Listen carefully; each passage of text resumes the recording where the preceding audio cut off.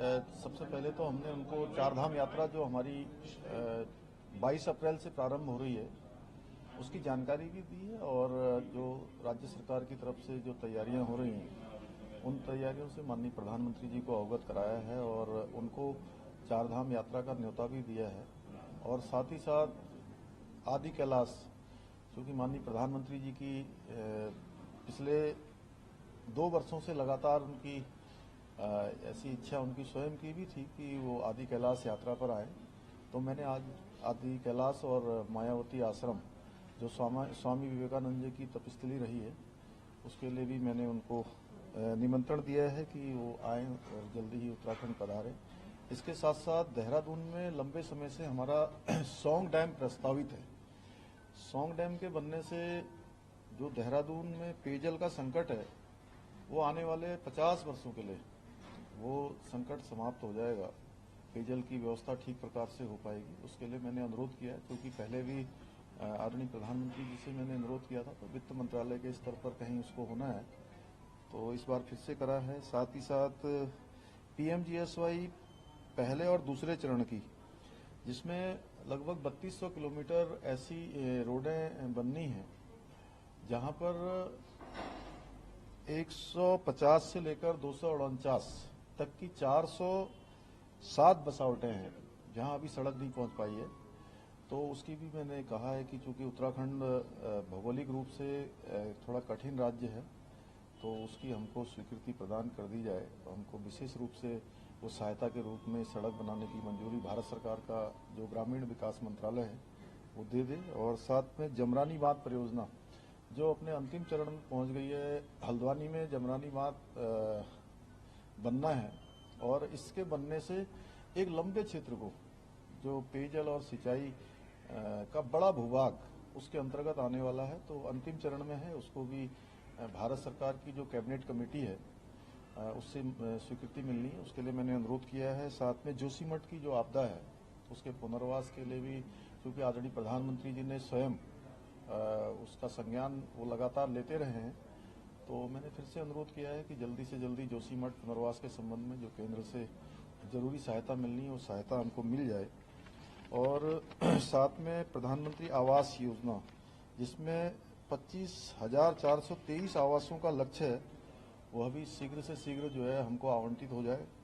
साथ में जल विद्युत की जो लगभग 8 परियोजनाएं जो अलकनंदा एवं भागीरथी नदियों पर प्रस्तावित हैं, जिस पर न तो सुप्रीम कोर्ट की कोई रोक है, कोई प्रतिबंध न्यायालय का भी नहीं है, और जो अन्य संस्थान हैं जो हमारे पर्यावरण के क्षेत्र में काम करने वाले हैं उनकी भी कोई भी ऐसी प्रतिकूल टिप्पणी नहीं है।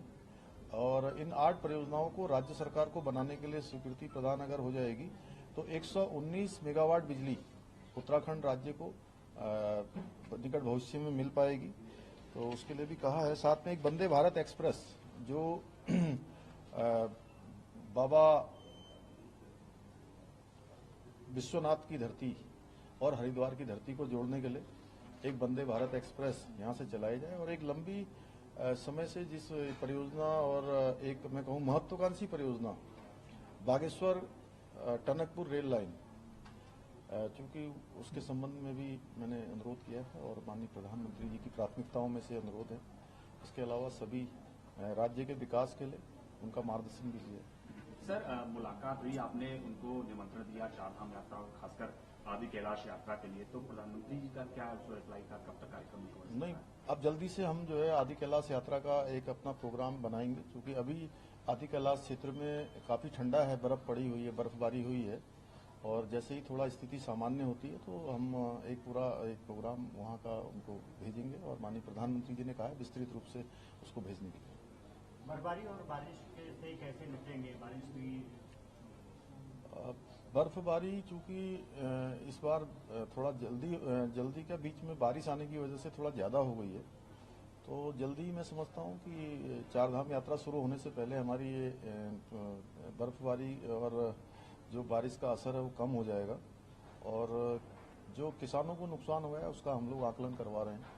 जो भी समुचित सहायता होगी राज्य सरकार की तरफ से हम लोग करेंगे। सर, आप होम स्टे में ठहरे, इसके जरिए क्या मैसेज राज्य के लोगों को देना चाहते हैं? देखिए, होम स्टे इतने शानदार बने हुए हैं कि राज्य में आने वाले सभी हमारे पर्यटक हैं, जितने भी श्रद्धालु हैं, सैलानी हैं, वो सब होम स्टे में आकर रुकेंगे तो निश्चित रूप से उनको एक जो उत्तराखंड है वो नए स्वरूप में दिखाई देगा। उत्तराखंड का जो मूल दर्शन है वो होम स्टे के माध्यम से आने वाले यात्रियों को, आने वाले मेहमानों को प्राप्त होगा। इसलिए मैंने स्वयं इसकी शुरुआत की है और लोगों से भी मैंने कहा, अनुरोध किया है कि होम स्टे में आए। चारधाम यात्रा में लोग आएंगे, हमारी वहां पर पर्यटक आएंगे, श्रद्धालु आएंगे, होम स्टे पर रुकेंगे तो उनको एक नया अनुभव प्राप्त होगा। सर उत्तर प्रदेश सरकार ने सर एक बड़ा फैसला लिया है इतिहास को लेकर। अब उत्तर प्रदेश में मुगलों का इतिहास नहीं पढ़ाया जाएगा, क्या उत्तराखंड सरकार भी उस रास्ते पर आगे बढ़ेगी? देखिए, हमने ये तय किया है कि जिन राज्यों में भी अच्छी जो योजनाएं हैं, अच्छे जो काम हैं, उन सभी कामों को जिनके अन्य राज्यों में बेस्ट प्रैक्टिस के रूप में, अच्छे कामों के रूप में, उन राज्यों के विकास के लिए या उन राज्यों के सांस्कृतिक रूप से उत्थान के लिए जरूरी हैं, उन सभी को हम अपना रहे हैं, सभी जगह से ले रहे हैं। उत्तराखंड सरकार भी इससे आगे बढ़ेगी और निश्चित रूप से आकलन करेंगे हमारे यहाँ कितनी आवश्यकता है, कितना है। सर।